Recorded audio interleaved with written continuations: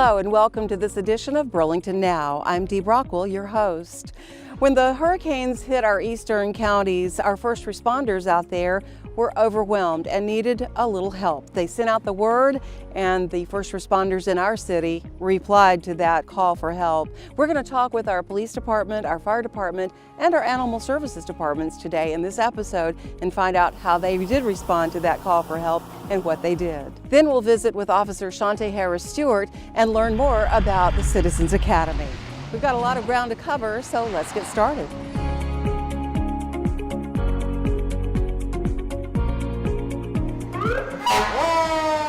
Got a phone call and an email stating if I would be interested and wanting to go assist with the hurricane stuff. I said absolutely, I want to step up to the plate and help those that were in need. Today we're talking with firefighter First Class Adam Doss with the Burlington Fire Department, who was part of the team that went to answer the call when Hurricane Florence threatened our eastern coast and caused a lot of destruction.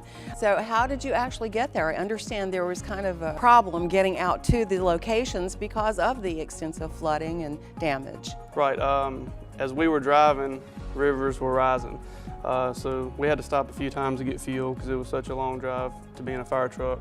But once we got down there, I think it took us maybe 3.5, 4 hours.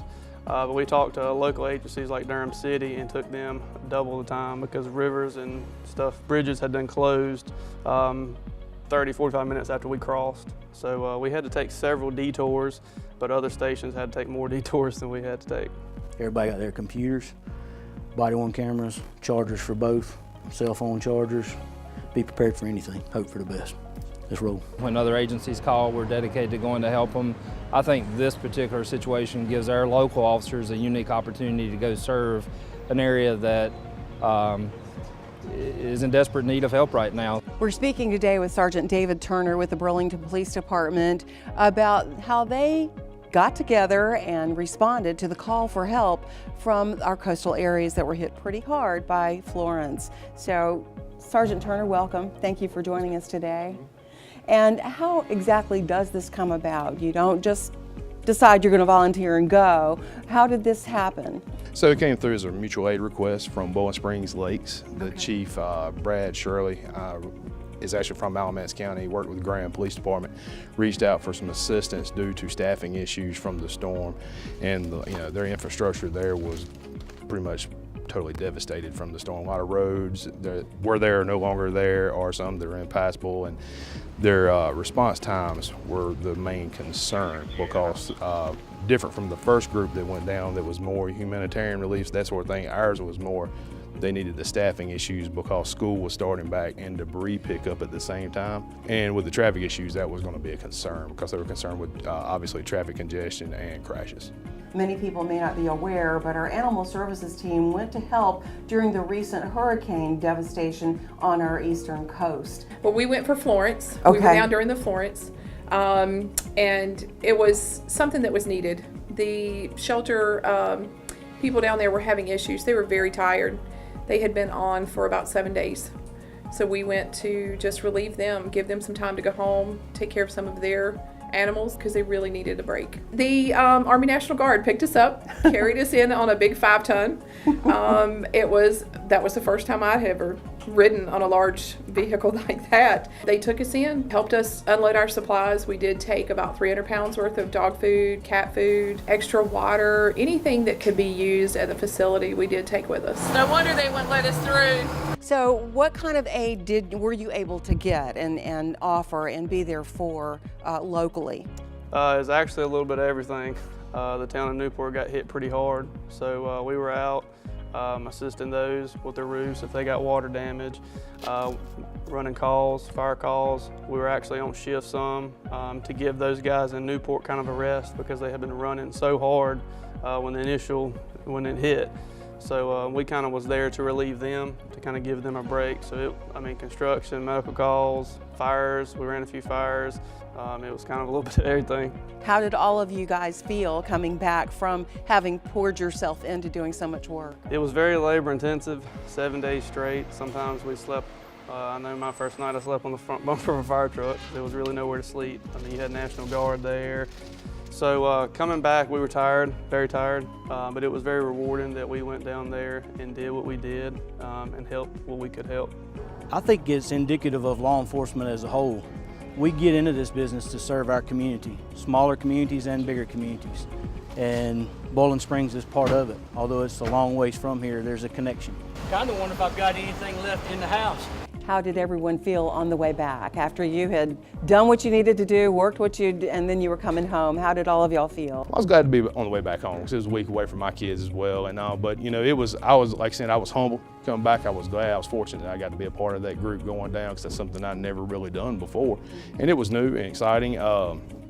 I was just happy that I was able to go, and everyone was very appreciative. You know, like I said, business owners where we were getting fueling up at were just coming out, shaking our hands. Thank you for being here. Thank you for helping, and it meant a lot to them. I think the biggest thing is that you should never take anything for granted because things happen so fast, and that any help. People were so enthusiastic and grateful about what we were doing. So anything to help them out.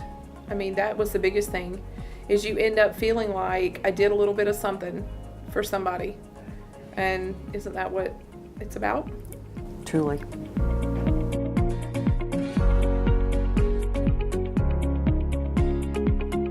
Hello, Burlington.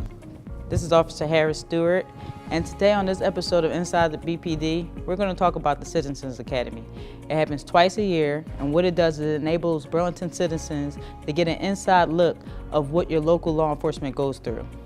I hope that you find it interesting once you watch it, and I hope that you learn we go through a lot to be prepared to provide for you. So enjoy.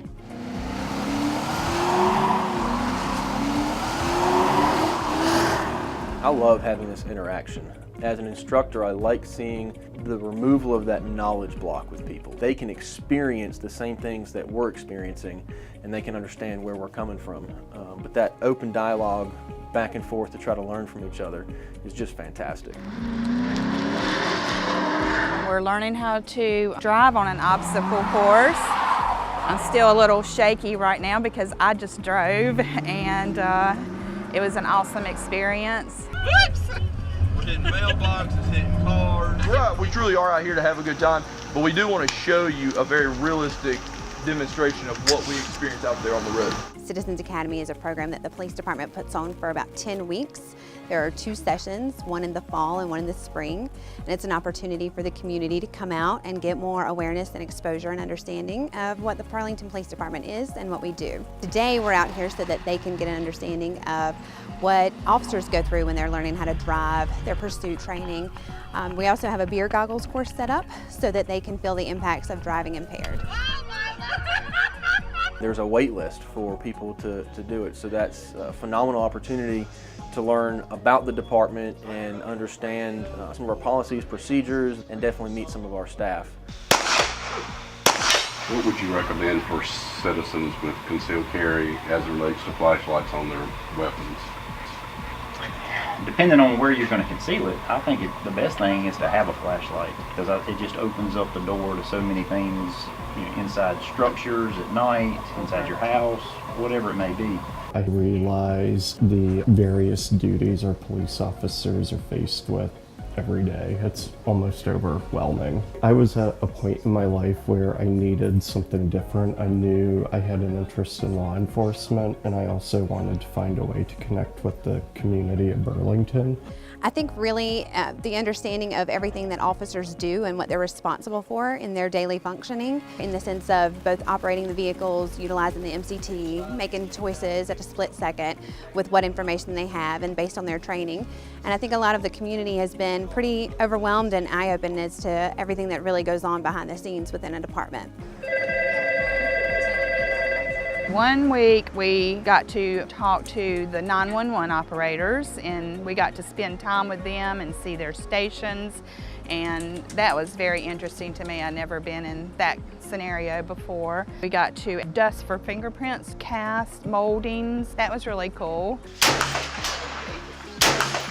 It's a great opportunity for me to engage, and I always get good feedback from the citizens. I always get great questions. And honestly, sometimes I don't know the answer to their questions, and it gives me an opportunity to go and find out something more. And if they're asking a question about it, it's something that's important to them. Hand on your face, police department! Hand on your face! On your face! Fight those them! The SWAT team scared us as they stormed in with guns. Those police officers that protect us have a lot going on. They have a lot that they have to pay attention to. All the hours that they work, all the time that's taken from their families. This is such a great opportunity for citizens. For the younger ones, I hope that maybe they'll consider a career in law enforcement. For me, maybe some volunteer work. I think personally I take away the most from it is just the general knowledge of what they think police officers do and how they go about that. And once they see what it's like behind the scenes, the eye-opening change that they have toward it, and the appreciation that gets felt makes me feel pretty good about doing my job. We need to have good relationships so that when something happens, they know what to expect and they don't feel like it's us versus them. We are all part of the same community. We're all citizens. So I hope now you feel like you have a better understanding of all the hard work and dedication we put into being able to protect and serve the citizens of Burlington. If at all you decide that you would like to participate in the session, you can log into www.burlingtonnc.gov/BPD Citizens Academy. Be safe out there. Thanks for joining us for this episode of Burlington Now. Until next time, keep up to date with everything going on in the city online at burlingtonnc.gov or Facebook, Twitter, or Instagram at BurlingtonNC.